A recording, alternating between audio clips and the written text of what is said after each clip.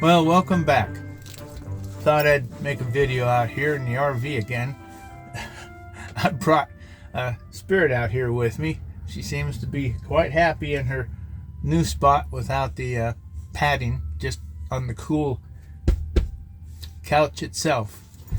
So I thought I'd make a video on my doggone packing items for boondocking with your dog. This is items I've learned to always take.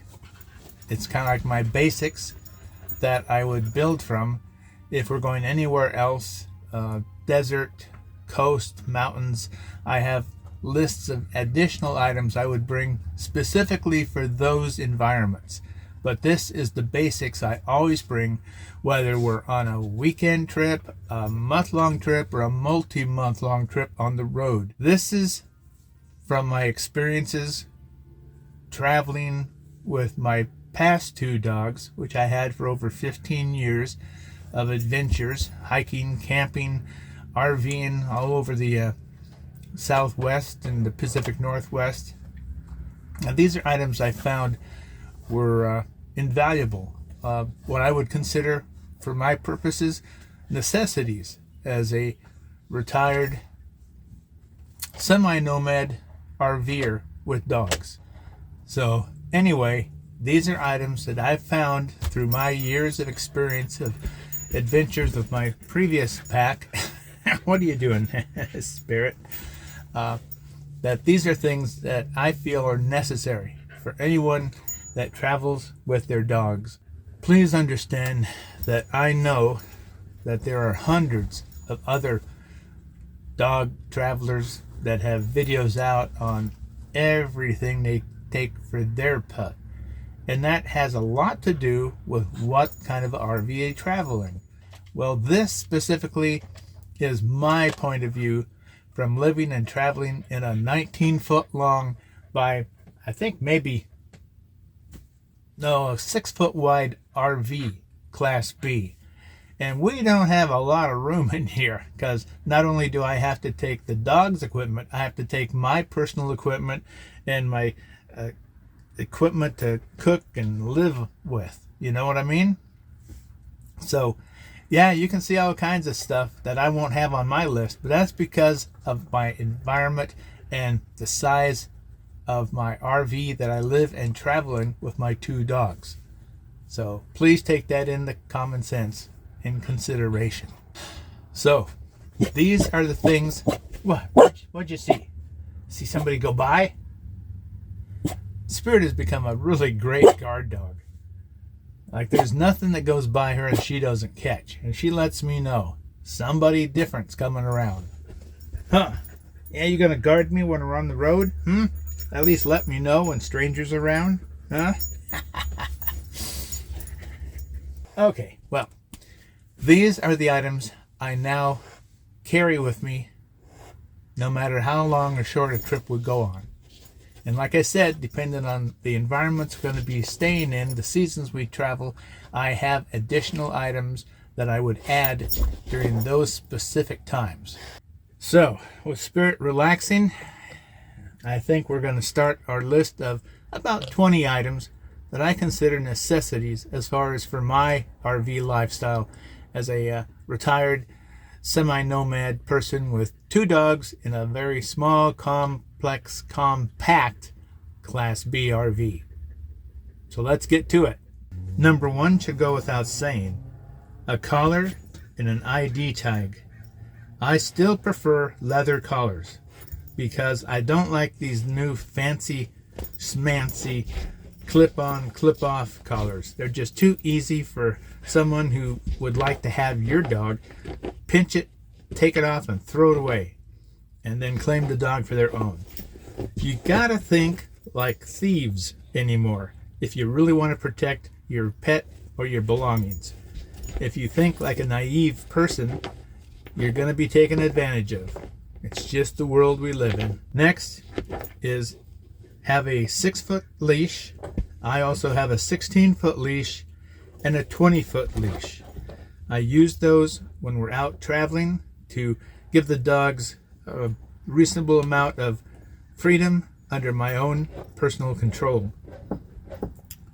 I also have two 16-foot leads attached to a D-ring within the RV door and looped around two purse hangers that are connected to the post for the passenger headrest.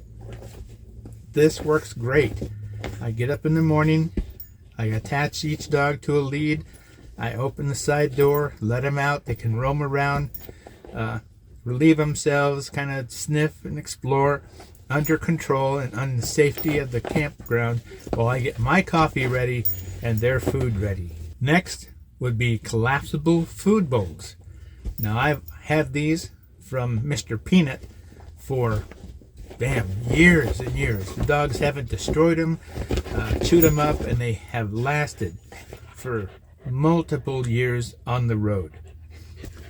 Also, I did research and decided on a spill-proof water bowl that I really like and that has lasted going on 12 years now with my new pack here. So I highly recommend this type of spill-proof water bowl. Also, I prefer having an airtight food container. Now there's all sizes and shapes you can get. I got this one because it holds up to a month of food for 2 dogs on the road. Also, a dog bed. Now, Ember loves the heat, loves the sun. Spirit seeks out cool spots. And sometimes they'll just lay on the cold floor. Also, something I found is very important to have is dog towels. Now, I've got these specially marked towels. They are microfiber, and I've got one for each dog. And those are the ones I use to dry the dogs down, to wipe them down when they come in from swimming in the stream or a lake or the rain. And they're great because they dry them off quickly and they dry quickly when they're hung up. Also, treats. Now, just like kids, if you overdo the treats, they're going to have upset tummies and they're going to gain weight. So, go easy on the treats. It should go without saying that one of the most important items you should have whenever you travel RVing for a weekend, a week, a month, several months, is a well-equipped canine first aid kit. Now, I bought 2 from Rv'N, but knowing what I need, I have supplemented those to pretty much take care of most anything up to a serious accident. You don't need to overwhelm your dog with toys. Pick a few of their favorite toys.